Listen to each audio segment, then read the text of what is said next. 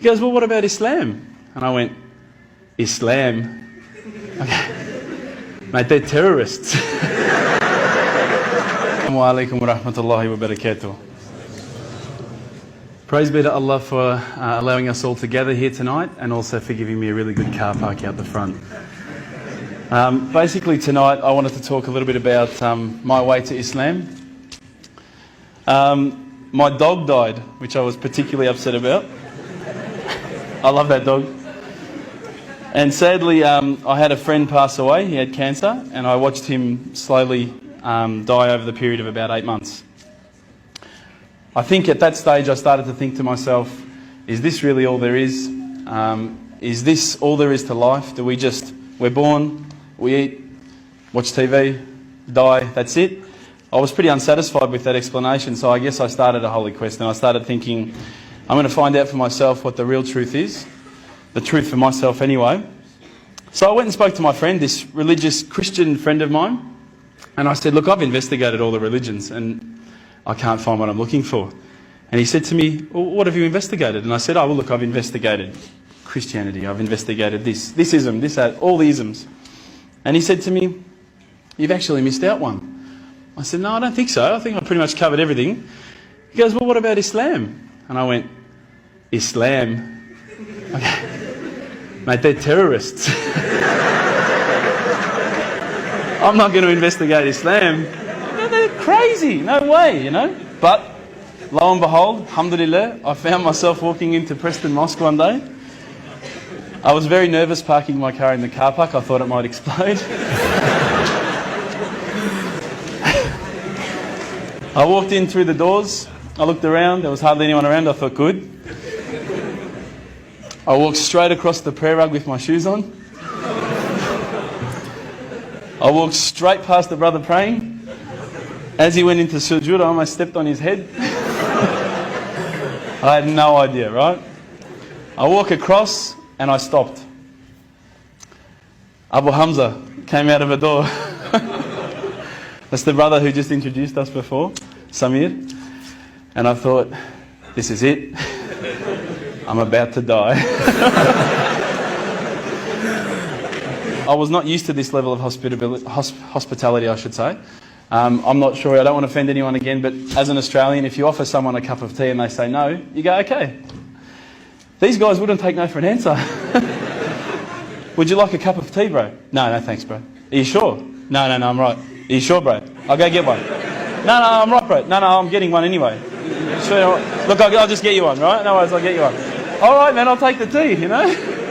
Subhanallah. But anyway, as I say, we get back to the questions I was asking the brothers. Now, what I'd found with a lot of the other churches and people that I'd spoken to, religious leaders, was that when I asked the question, they would quite often just say, your answer is this. I'd say, oh, okay, that's pretty good. When I was sitting down with the brothers from the mosque, when I would say, listen, I don't understand this, what about this? They would never just answer from their opinion. They would always pick up the Quran, they would open it up, and it would be like, they're like human indexes. They would just, bang, page 142, read this. And I would read it and I would go, wow, that's beautiful. And I would say, look, you know, where's all this part about killing people and blowing up cars? And I don't see that. Is it somewhere towards the back that I haven't read it yet? You know, I can't find it. You know, I haven't quite gotten up to that bit yet. And they said, no, we'll talk to you about what we know, and then we'll tell you what the media says. Now, but they really cared, and I could see it in their eyes that it wasn't something like, you know, if you go to a church, you need to donate, or, you know, we're looking for money from you. These guys really cared, and it intrigued me. I thought, how can they care so much about something? It blew me away.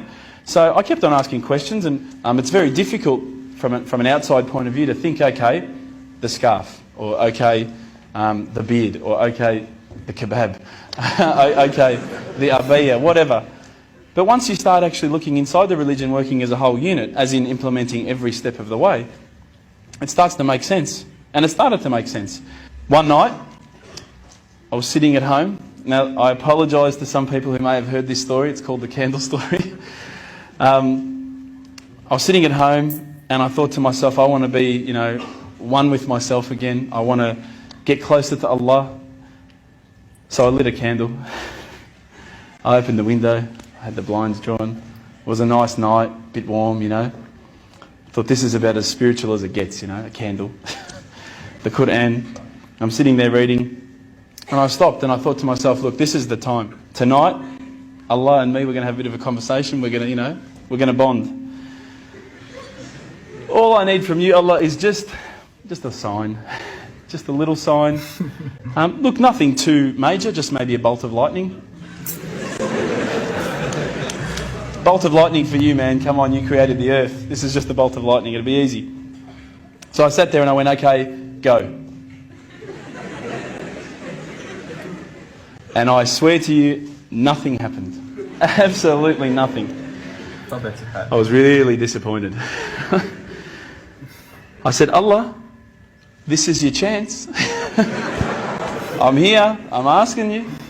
Where's my sign? So I thought, look, I'll keep reading Quran and I'll talk to the brothers. I'll say that I spoke to Allah and He didn't answer me. Didn't even get an answering machine, nothing. So I turned the Quran, turned to the next page where I'd finished off.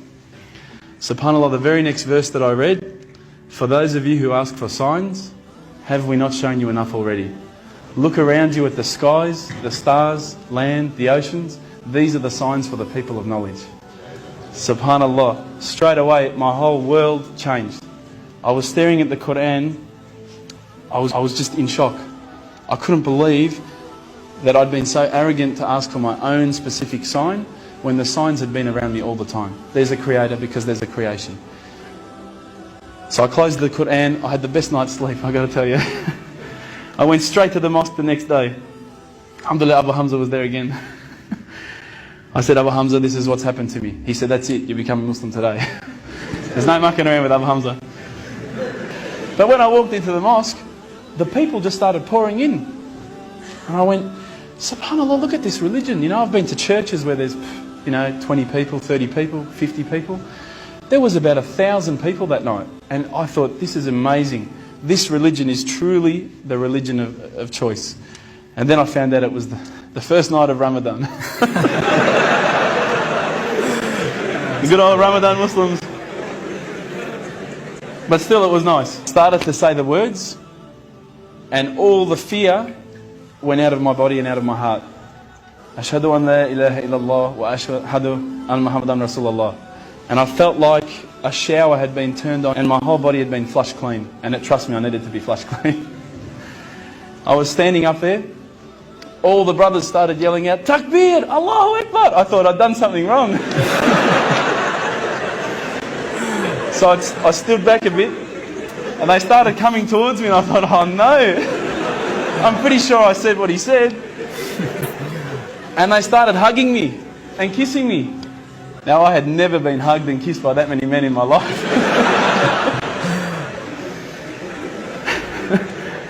I went home with such a beautiful feeling because I knew at that stage that I had a clean slate. It was my chance now to start again, to forget about the drinking, to forget about marijuana, dope, whatever, anything else I'd done in the past, and to start doing good things.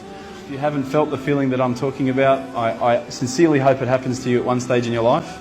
I encourage you to investigate all the religions, and particularly Islam. I would say that one of my favourite verses, I'll end with this verse, is a particular verse that says, let there be no compulsion in religion, because the truth stands clear from error. Assalamu alaikum.